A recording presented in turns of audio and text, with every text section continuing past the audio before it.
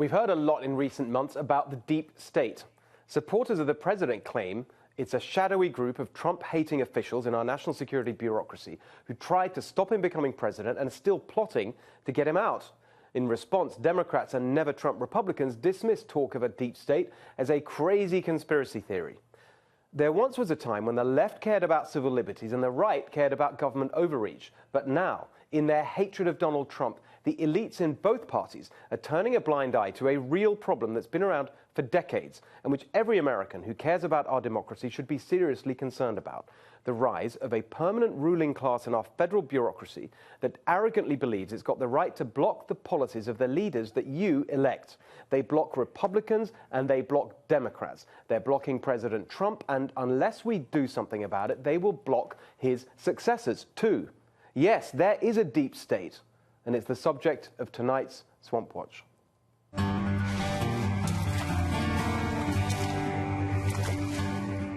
The federal bureaucracy has become so unaccountable that it's impossible for citizens to know how big it is or what it does in their name and with their money. You can't get a straight answer out of the government itself, of course. The Administrative Conference of the United States lists 115 federal agencies. But according to the federal government's own website, USA.gov, there's over 400. There's a similar lack of transparency about how many government bureaucrats there are and what they all do. According to some estimates, there are nearly 2 million of them. Some say 3 million, but there's nowhere you can go to find out. Here's what we do know. These federal bureaucrats are unelected. Their pay is largely based on tenure, not performance. And special rules, along with powerful public sector unions, give them almost total job security, all of which adds up to zero accountability. Public sector unions don't just protect bureaucrats' jobs, though.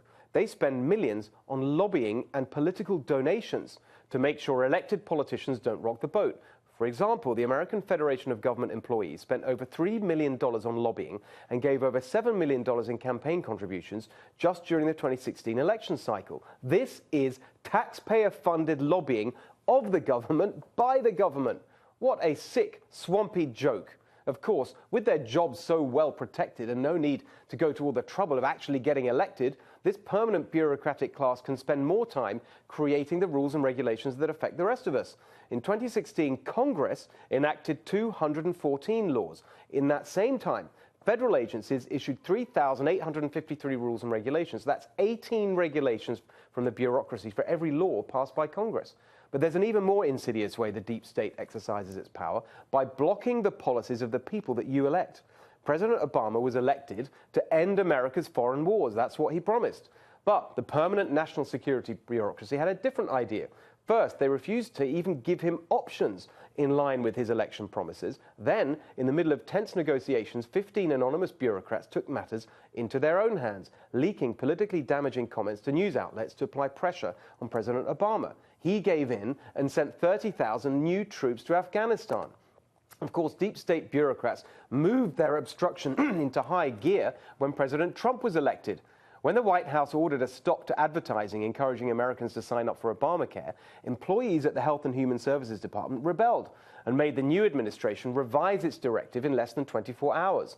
An employee at the Justice Department, in charge of administering grants, threatened to slow down his work and file complaints with the Inspector General if given orders he didn't like. Quote, "You're going to see bureaucrats using time to their advantage," he said. "People here will resist and push back against orders they find unconscionable." Isn't there a, democratic norm about the civil service having a duty to faithfully implement the policies of the elected government? NPR interviewed a bureaucrat in the Department of Energy who admitted that she and her colleagues were altering project reports to remove mentions of climate change so the administration wouldn't end them. They said they were protecting their interests and agenda from scrutiny by the new administration. How fortunate we are to have such public-minded civil servants saving America from the consequences of silly old democracy. Here's another official, quote, "There are definitely some career civil servants that will not ever give in. The people that know how the system works have used these tactics within many administrations. When they think what they're doing is harmful to citizens or the country in the long run, I think they will stand up for what they believe in the bureaucratic ways that they can." Here's an idea. If that civil servant wants to stand up for what they believe in, how about running for office like everyone else? What unbelievable arrogance these people have. And there's one more way they wield their power, perhaps the most disturbing of all. The intelligence bureaucracies have become swollen with unaccountable power and resources since the 9/11 attacks, despite continuing scandals and failures.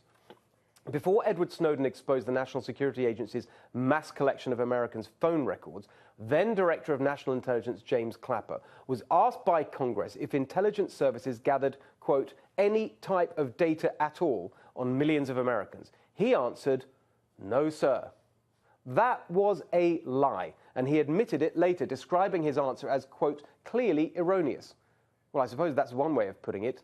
This is the same James Clapper, the bureaucrat who secretly surveilled American citizens and lied about it to Congress, who's now running around denouncing Donald Trump as a threat to our democracy. What a charlatan.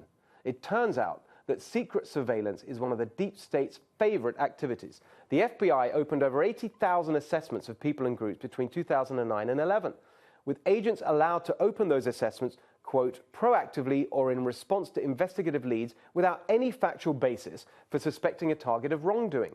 Congressman Devin Nunes, of course, has brought all this into the spotlight with his memo accusing the FBI of abusing its power. But Nunes himself voted in January to renew the NSA's warrantless internet surveillance program for another 6 years.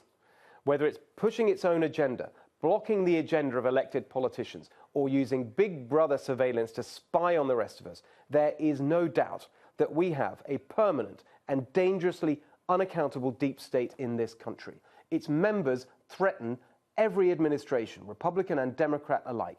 And with the election of Donald Trump, these arrogant bureaucrats have become bolder and bolder in asserting their power and showing total contempt for the American citizens they supposedly serve.